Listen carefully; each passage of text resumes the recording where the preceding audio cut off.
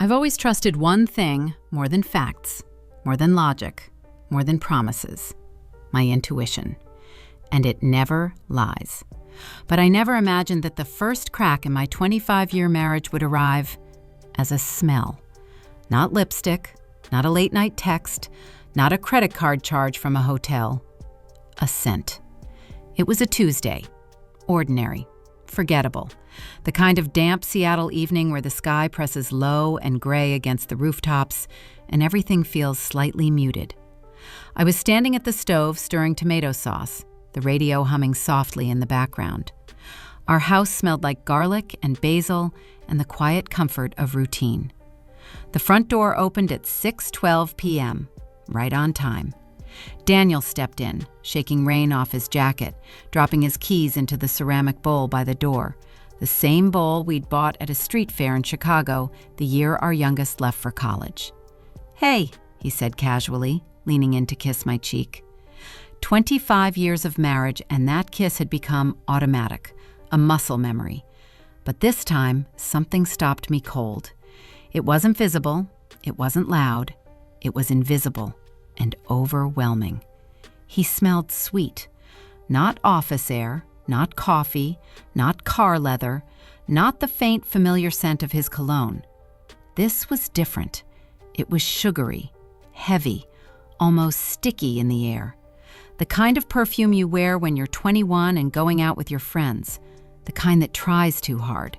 The kind I stopped wearing decades ago. He pulled away and walked toward the bathroom. "I'm going to shower," he called out. The water turned on, and I just stood there in the kitchen, wooden spoon in my hand, heart beating in a way that felt unfamiliar. I told myself I was being ridiculous. Maybe someone in the elevator. Maybe a coworker hugged him goodbye.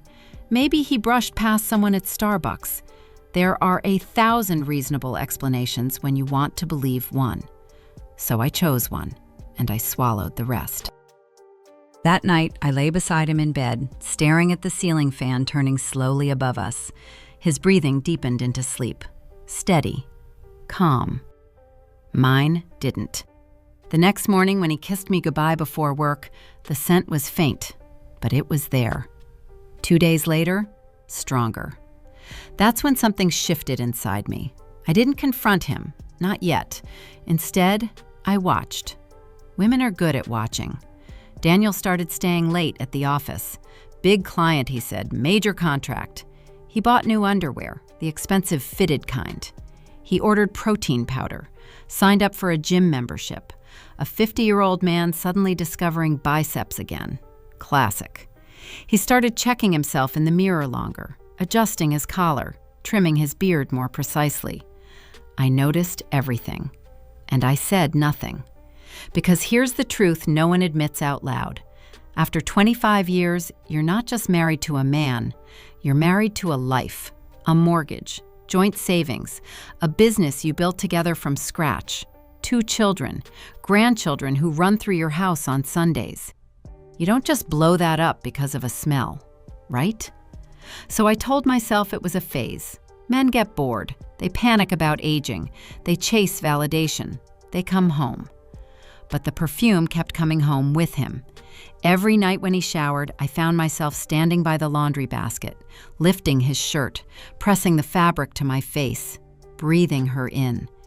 It became obsessive. The scent grew sharper in my mind than in reality. It followed me, haunted me. I could almost see her outline in it. Young, smooth skin, glossy hair, laughing at something he said. I stopped sleeping properly. I'd lie there listening to him breathe and wonder who he was thinking about. Then it happened. The mistake.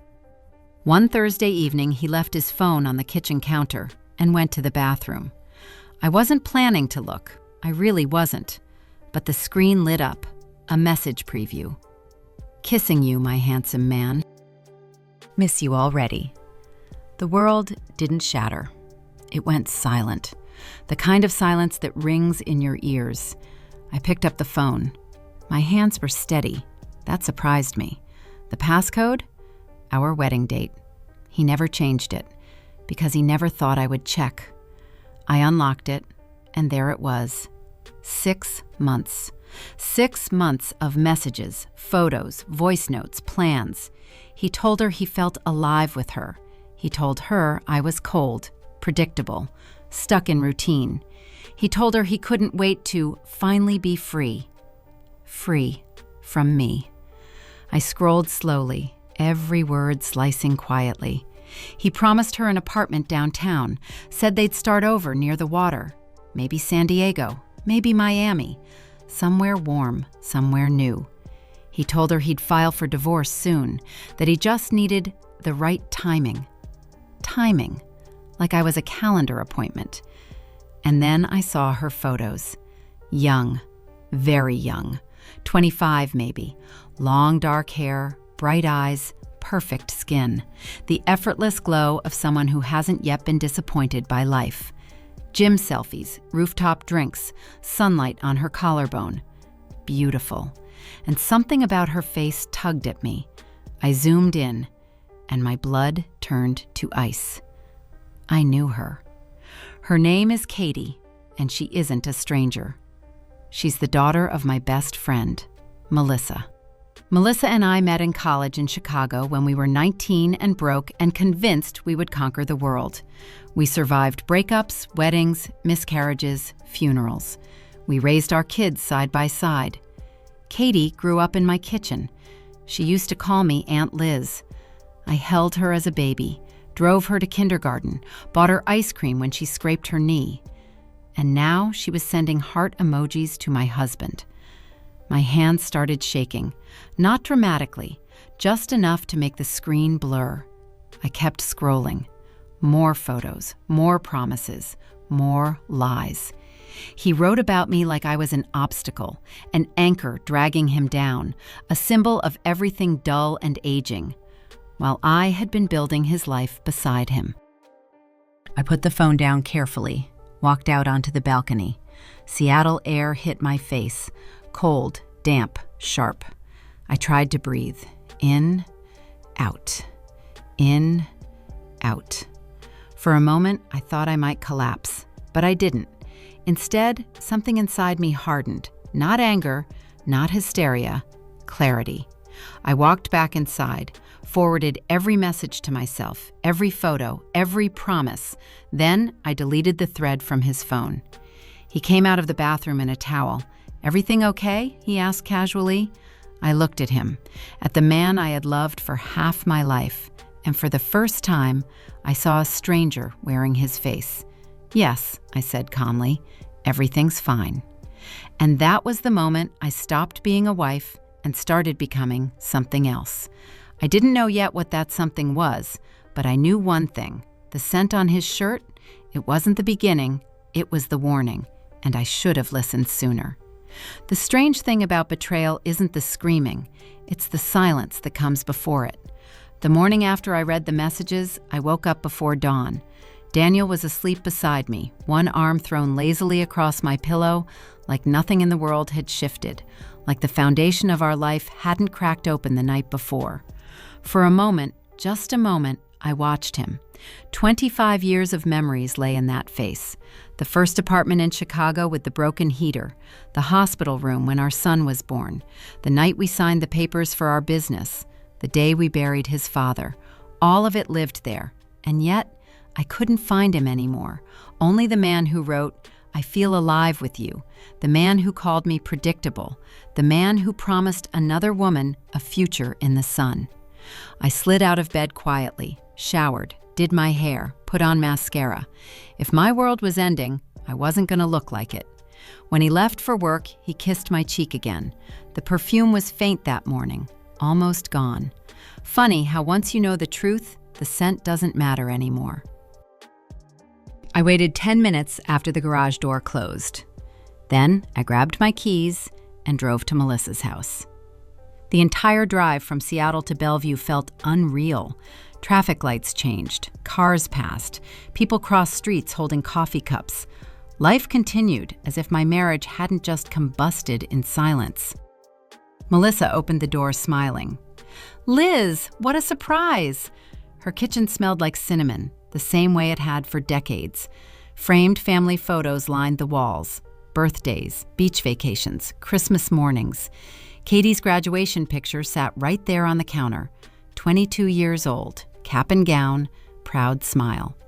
My stomach twisted. We sat down with tea like we always did. Small talk, weather, her arthritis acting up again. Then I placed my phone on the table and said very evenly, "Do you know your daughter is sleeping with my husband?" She blinked, actually blinked, then laughed, the sharp, nervous kind. "Liz, don't be insane. Katie's a kid. She's 25. Daniel's almost 50. I slid the phone toward her. "Read." She did. And I watched 30 years of friendship fracture in real time. Her expression shifted slowly. Confusion, recognition, denial cracking open. Then horror. Her hand flew to her mouth. Oh my God. She scrolled faster. Photos, voice notes, promises. By the time she reached the part where Daniel wrote that he'd divorce me soon, she made a sound I will never forget. It wasn't crying, it was grief. Raw and animal and deep, like someone had died. Maybe someone had. Then suddenly she slammed the phone down. "You are not going after my daughter." The words came sharp, defensive. "She's young. He manipulated her. He's the disgusting one. Don't you dare blame her." And in that moment, I understood something fundamental. I had lost a husband. She was terrified of losing a daughter. Different kinds of fear, same intensity. "I'm not here to attack her," I said quietly. "I just thought you deserved to know." She started pacing. "She told me she was dating someone older, but she said he was divorced. She said it was casual. Oh my God!" Her voice broke. I felt nothing. No anger, no tears, just an eerie stillness. "I'm filing for divorce," I said. The words landed between us like a stone. She looked at me, panicked. "Wait, don't rush. Maybe you two can fix this. Maybe it's just—" "6 months," I interrupted. "It's been 6 months." Silence. I stood up. She grabbed my wrist. "Please, don't destroy everything." Destroy. As if I was the one holding the match. I left without hugging her, without saying goodbye. When I got home, Daniel's car was already in the driveway. My pulse slowed. He knew. Katie must have told him. I walked inside. He was standing in the living room, pale. "You went to Melissa's," he said. Not a question. "Yes." He ran a hand through his hair. "It's not what you think." I almost smiled. "That line still works at 50?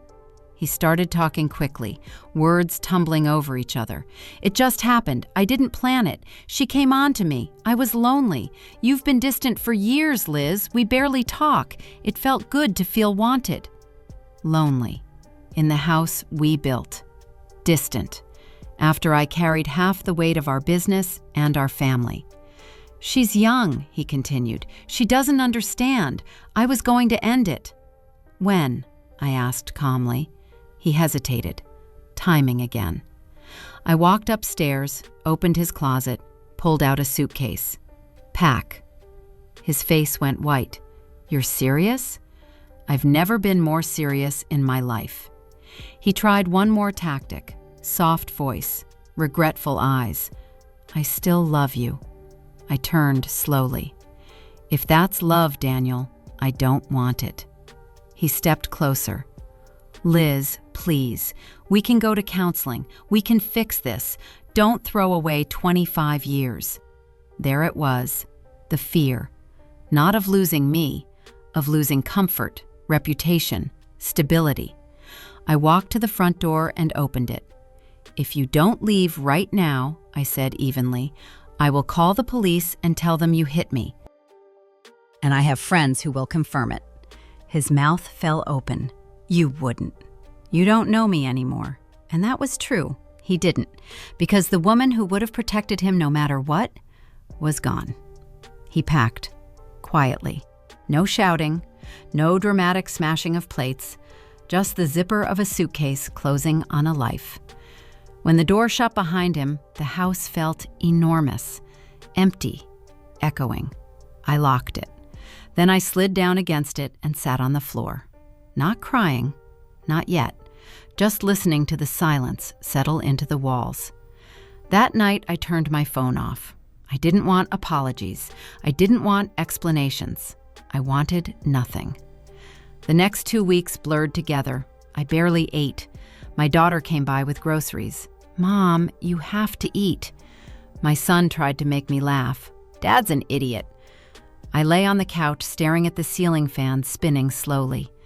At night, I replayed everything. Every moment I had ignored. Every instinct I had silenced. The perfume, the gym membership, the late nights, all the warning signs. And then one morning, after 14 days of drifting in and out of numbness, I woke up. And instead of grief, I felt something else. Not strength, not yet, but resolve. If my life was going to collapse, it would not bury me underneath it. I picked up my phone, turned it on, and called Melissa. My voice was steady. "We need to talk." And that conversation would change everything again. When people talk about betrayal, they imagine explosions, screaming, slamming doors, dramatic speeches in the rain. But the real aftermath? It's quiet. It's paperwork. It's mornings where you wake up and forget for 3 seconds, and then remember. When I called Melissa, she answered on the first ring. Her voice sounded smaller than I'd ever heard it. "Liz?" "We need to meet," I said. "Neutral place." We chose a cafe halfway between our houses. Not hers, not mine. No memories clinging to the walls. When I walked in, she was already there. She looked like she hadn't slept. Neither had I. We didn't hug. We sat. She wrapped her hands around her coffee cup like she needed it to stay upright. "Katie moved in with my mother in Portland," she said immediately. She ended it with Daniel. She says she feels sick about everything. She didn't know he was still fully with you. Fully with me. The phrasing almost made me laugh. "As if marriage has percentages," I said quietly. Melissa flinched. "I failed," she whispered. "As a mother, as your friend." The thing about long friendships is this: they don't break loudly, they crack internally. "I'm not here to punish her," I said, "or you." She looked up cautiously. "I want to talk to Katie, once. No yelling, no accusations, just a conversation." Melissa hesitated. "She's terrified of you. I'm not the one she should be afraid of." A long silence stretched between us. Finally, she nodded. "I'll ask her." 3 days later, I drove to Portland. The park we chose overlooked the river, gray water moving steadily under a low sky. Early autumn had started painting the trees amber and rust. I saw her before she saw me, Katie. She was sitting on a bench, shoulders curled inward, hands folded in her lap. She looked smaller, not glamorous, not radiant like in her filtered photos, just young and scared. When she noticed me approaching, she stood quickly. "Mrs. Carter, Liz." Her voice trembled. I sat down on the bench. She remained standing for a second, unsure, then slowly sat at the far edge. For a while, we just listened to the river. "I'm not here to humiliate you," I said. Tears welled in her eyes instantly. "I didn't mean for this to happen. He said you were basically separated. He said you didn't even sleep in the same room anymore." Of course he did. Men rewrite reality when it benefits them. "Did you love him?" I asked. She blinked, caught off guard. I don't know. He made me feel important, mature. He listened to me. He said I was different from other girls. That I understood him. Classic. "He told me he felt young with you," I said calmly. She looked down. I thought it was romantic." Romantic. I studied her face. 25, bright skin, no lines yet carved by disappointment. You know what's not romantic? I said gently. Being the woman at home who doesn't know. Her shoulders shook. I hate myself, she whispered. No, I said firmly. Don't. She looked up, surprised. You made a selfish decision. That's different. Silence settled again. Leaves scraped across the pavement in the wind. I need you to understand something, I continued. Not because I want revenge, but because one day this lesson might save you. She nodded faintly.